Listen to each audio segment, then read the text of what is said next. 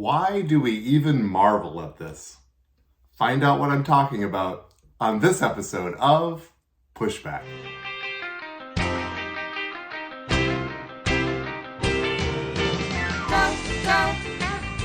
Go, Jonny, go, go. Go, Jonny, go, go. Go, Jonny, go, go. If you're concerned about the direction our culture is heading, then maybe it's time to push back. Greetings, everyone, and welcome to another episode of Pushback. I'm Dr. Jonny, and last week I was a little bit red in the face as I was sharing my discomfort with the secular world taking words that belong to us. Well, there's been another extreme occurrence that has taken place at the Grammy Awards that has been brought to my attention that I want to talk about during this podcast. And again, I always want to come at this with a place of honor and understanding the best that I can. And I titled this, why do we marvel at this? In Acts chapter 3, if you recall, is the story of Peter and John. They went to pray and they met the lame man on the way. And he was miraculously restored and healed. And Peter stands up and delivers a message. And it starts with, why do you even marvel at this? That this man was restored and that this man was healed, as if it had anything to do with us.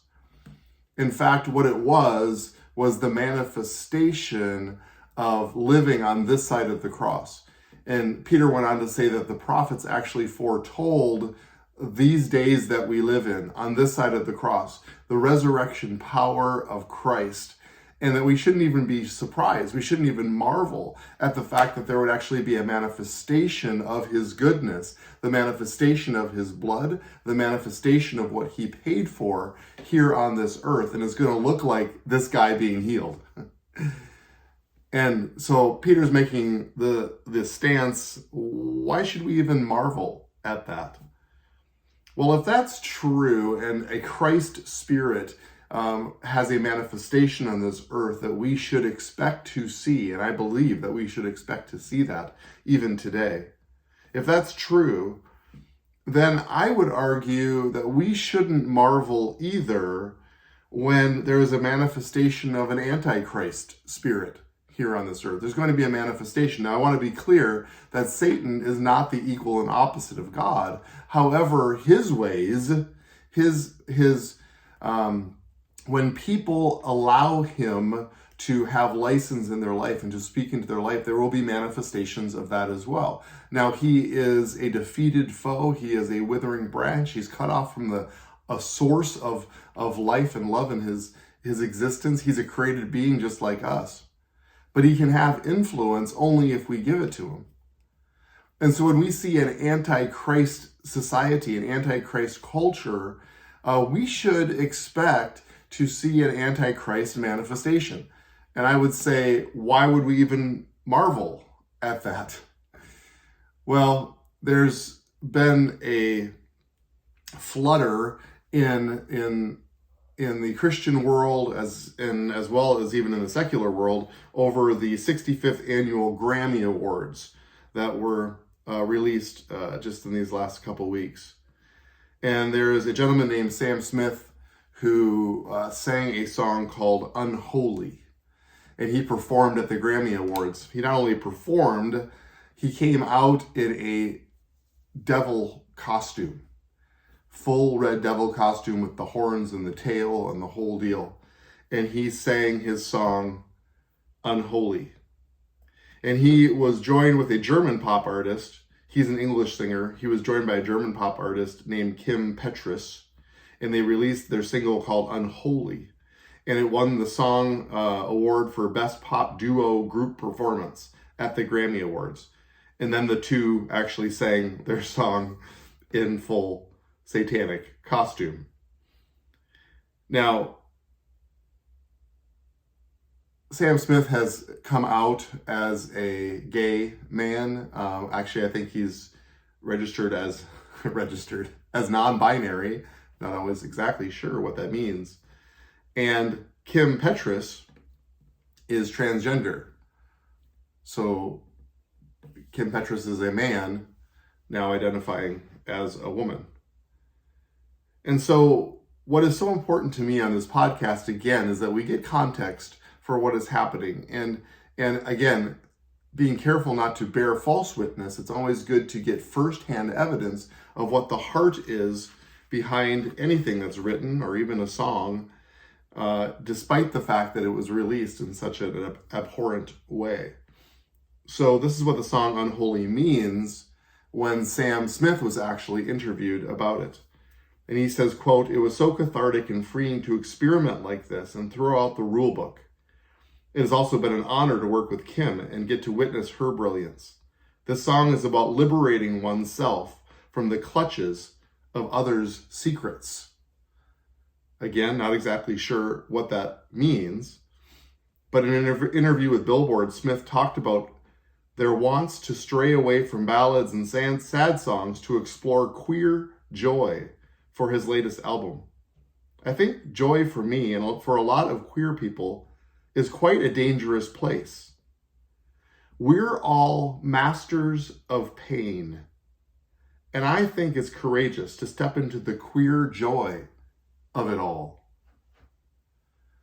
Well, it's interesting, as I dig deeper into this story, I am not surprised. I'm not marveling at this at all. In fact, Sam Smith is actually echoing what I have been saying all along about the LGBT community, that they are, I haven't put it quite so eloquently as he did, they are masters of pain. They are responding to pain. And the queer joy that he is trying to tap into, he is actually referring to his feelings. He's trying to release feelings and not hold those back, throw away the rule book and follow his feelings. And so the song Unholy is also very telling of a title, if you really think about it. Because I would have to agree with him that the song is about behaving unholy and being disconnected from a loving Father. So he's actually saying and echoing what I'm saying here. And we shouldn't even marvel at this. Breaking down the song, I'm not going to go into great detail, as you can imagine, on this podcast, but Unholy details infidelity among a couple. Some designer brands are being shouted out during the verses of the song. And a body shop is referred to, which is a Los Angeles strip club. Interestingly, Smith opens the track with a choir that sings about a husband who visits frequently with prostitutes. And he says, "Mommy don't know Daddy's getting hot at the body shop." There's that word daddy again. Please reference my previous podcast to be educated about the secular world of the word daddy. I'll try not to go on my rant and tangent about that because they don't get that word, remember? But all throughout his song is the word daddy, singing also from a homosexual perspective. Please reference my previous podcast for more information about that. Apparently, this wife has no clue about her husband's brazen infidelity. I won't tell you the lyrics. I'm paraphrasing. And it appears that it isn't a one-time thing. The prostitute and man have an agreement where drugs and expensive items, love, are payment for sexual services. This is a lifestyle that this man aggressively pursues, even leaving his children at home to gratify his lustful desires. These are all lyrics from the song. You just have to trust me. Throughout the song, of course, profanity is bleeped out and drugs are referenced.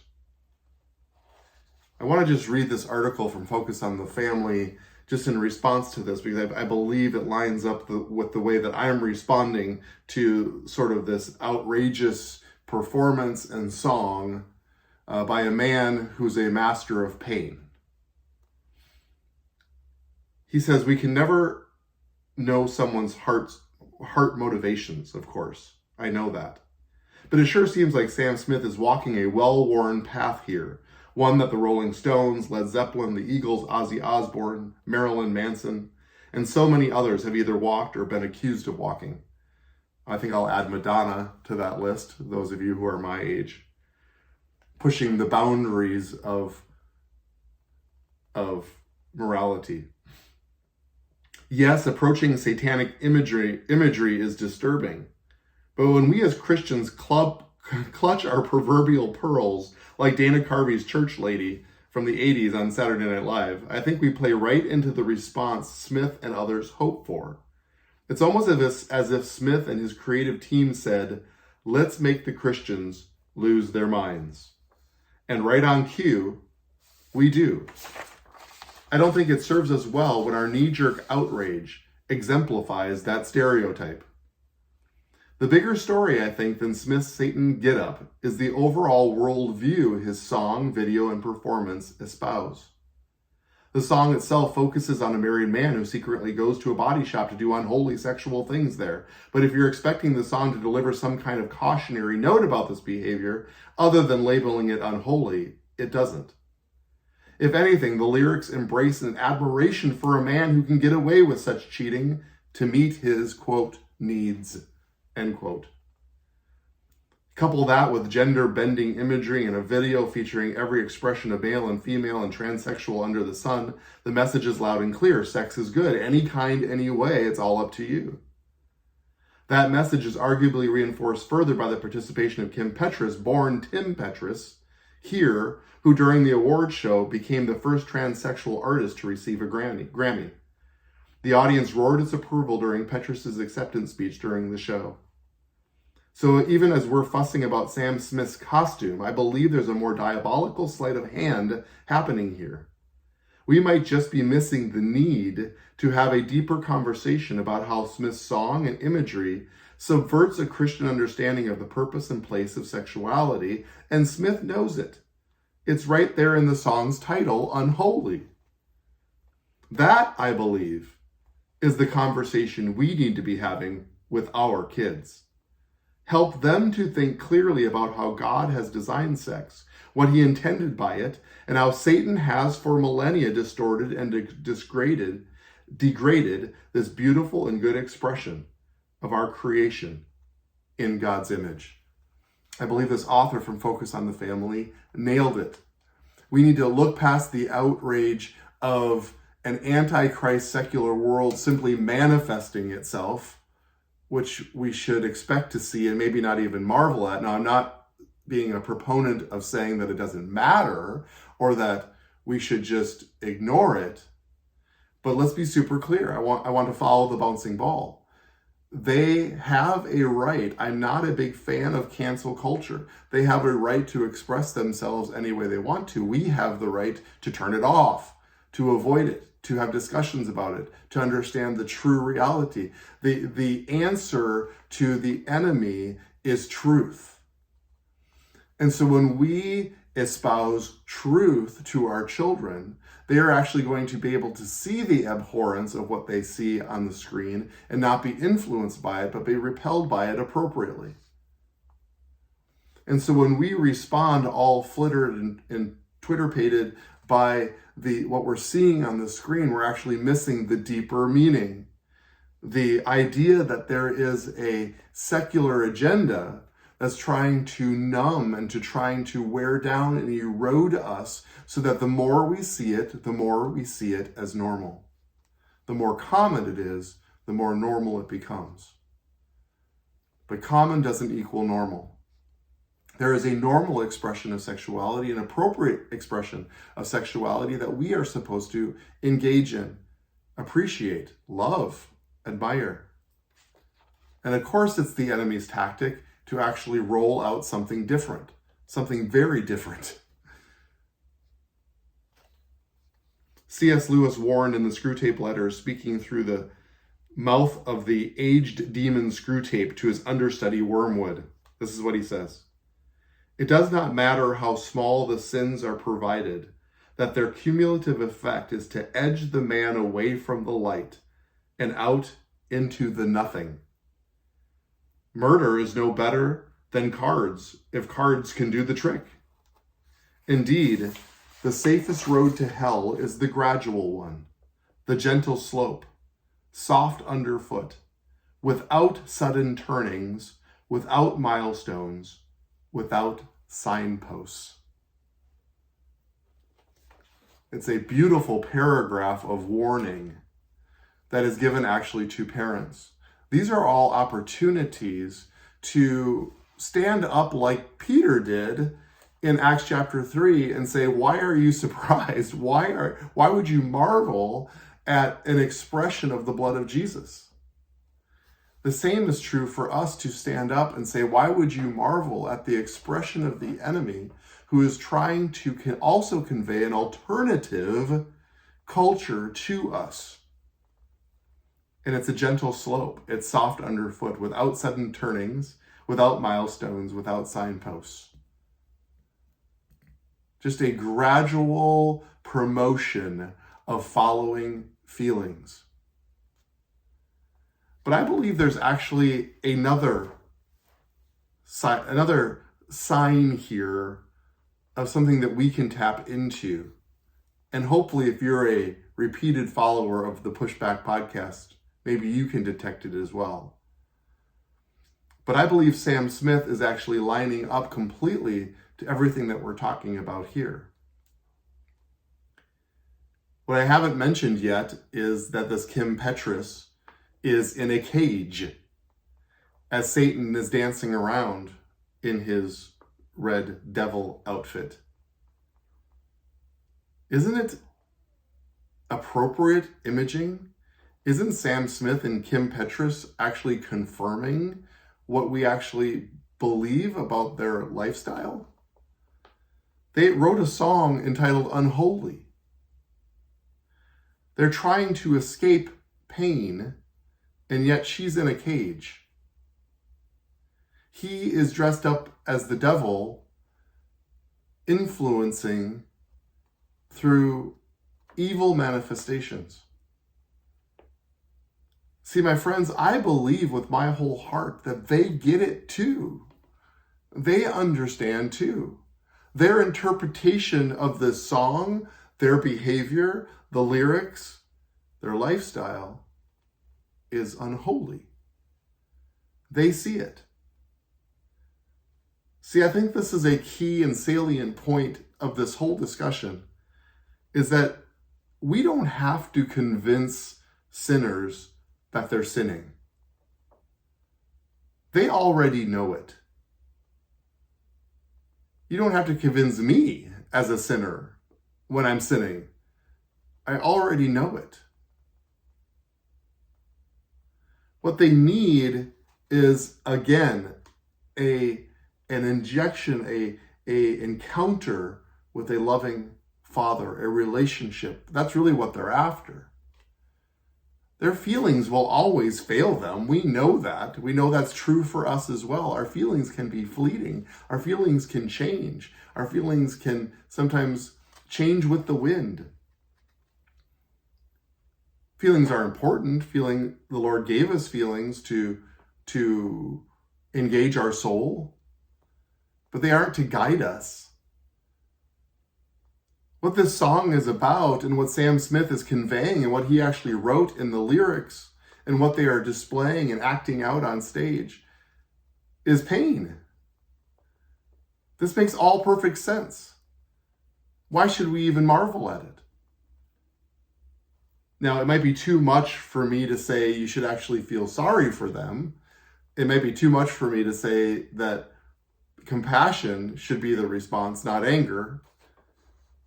But I believe when you actually peel away the layers of the onion, that's what's actually at the center, of course, is pain. And they get it. They're writing about it. They're dancing about it. They're knowing it, and they've entitled it Unholy. They get it too. The woman caught in the very act of adultery, Jesus didn't have to convince her that adultery was a sin. He just restored her. He connected with her through relationship and restored her. He also said, now go sin no more, because he doesn't want her in a cage. He doesn't want her dancing with Satan up on the stage. He wants her free. He wants her free. So as I was preparing for this podcast this week, I actually went to bed at night and I had a dream.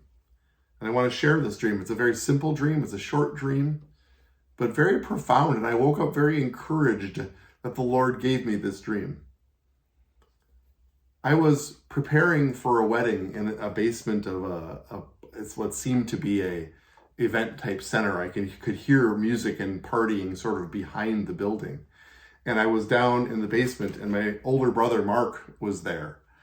And he was also getting ready. And so we were putting on a tuxedo. And so I was putting on my bow tie and I had a very ornate vest and I was putting on my black jacket over the top and he was putting on the exact same outfit. And he turned to me and he said, "What are you going to do?" And I said, "Well, what do you mean? What am I going to do?" And he said, "How are you going to engage pop culture dressed like that?" And I said to him, well, I'm going to engage where I can engage. And I'm going to not engage where I can't. And I said, it doesn't matter because I have to dress like this because the wedding starts in 1 hour. And that was the dream. And so often in dream interpretation, a brother is a Jesus type character. And so I feel like it was Jesus. And there is a wedding coming, the Bible says. And I believe that we had the outfit of heaven, that I was prepared for heaven. I was dressed for a heavenly feast. And yet there's this world, and I need to somehow engage culture still dressed for a wedding. And there might be times that I'm going to look out of place, but it doesn't matter because I have to be ready for the wedding. Now that doesn't mean, and I've said this a million times on this podcast, that we're abandoning this world. We're still engaging this world, but still dressed in a tuxedo. I believe that it can be done. I believe that it needs to be done. And the way that we engage the world is the way that Jesus engaged the world. I was dressed just like him in this dream. We are moved by compassion. There are so many times in the Bible that it says that Jesus was moved by compassion, which means that we are unmoved by the world acting in sin. Jesus didn't get all fluttered and say, I can't believe this woman was caught in the act of adultery. Everybody else picked up stones while he knelt by her in a place of compassion. He actually cast away the stone throwers and found her heart. Is that possible? I believe it's possible. Pop culture doesn't change how we are dressed, but it also doesn't mean that we aren't supposed to be moved by compassion. Here is a man who is acting out. He's acting out through a song, an evil song, an unholy song, because he knows that there's something inside of him that is unholy. I don't think he wants it, but he's being led by a different culture, a different voice. And why would we even marvel at that? It breaks my heart that Sam Smith looks at himself as a master of pain. That hurts. I don't know this man, but I do care about him. I care about Kim Petras, who is a master of pain, who is literally in a cage. This needs to matter to us. It doesn't matter to the point where I'm going to take off my tuxedo. But I believe through the power of Jesus and his blood and living on this side of the cross that I can influence the world in my tuxedo. And that's my plan. And that's my plan for you as well. So with that as inspiration, let's go together now to set and shape the culture.